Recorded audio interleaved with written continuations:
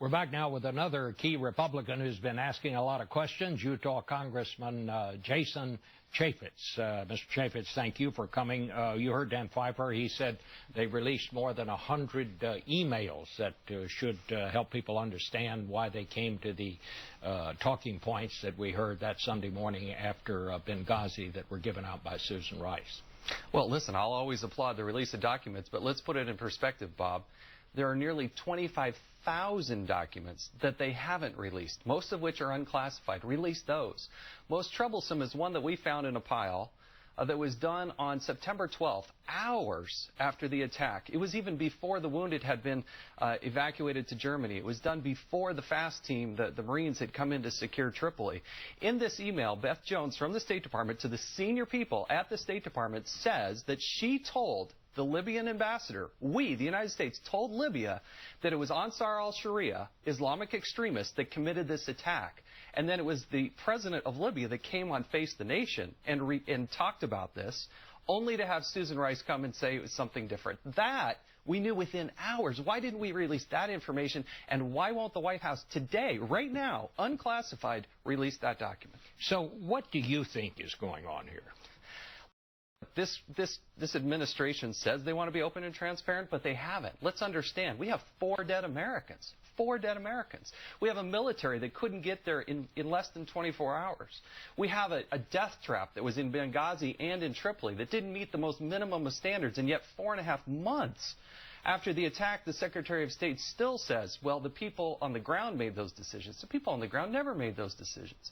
And then you have Susan Rice and the President and the Secretary of State and the Secretary of Defense for weeks telling the American people, well, it was this video gone awry and there was this mob that came. That was never true. People deserve the truth and the families deserve the truth. I can't imagine that this administration would say those same things about what happened in Boston, where we had 4 people killed by terrorists.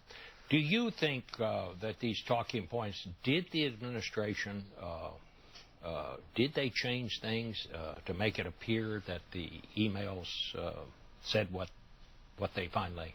Well, look, the consequence of Susan Rice going on the Sunday talk shows and spewing what is totally untrue thwarted their ability to get the FBI. Remember, it took 18 days for the FBI to get in Benghazi. 18 days. Imagine if that happened in Boston. We would be outraged, and we should be outraged about this.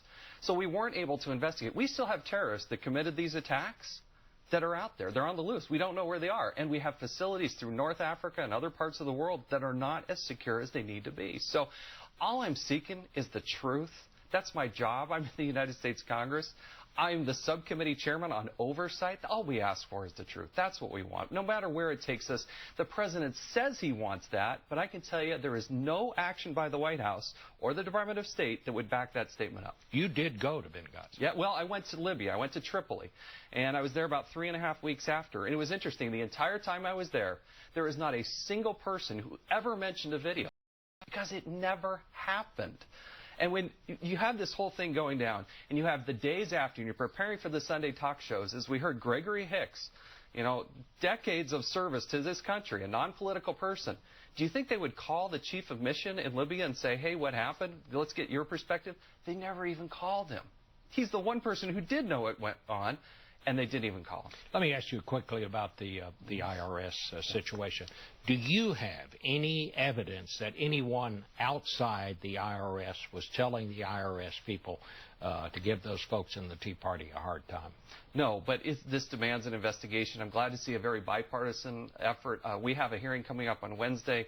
Chairman Ice, Jim Jordan out of Ohio are leading this investigation, but I don't have anything directly that says that there was somebody else. But it does sort of boggle the mind and raise the eyebrow to suggest that it was just some lowly person in some mid-level office. I think, as Senator Cornyn said, that seems implausible.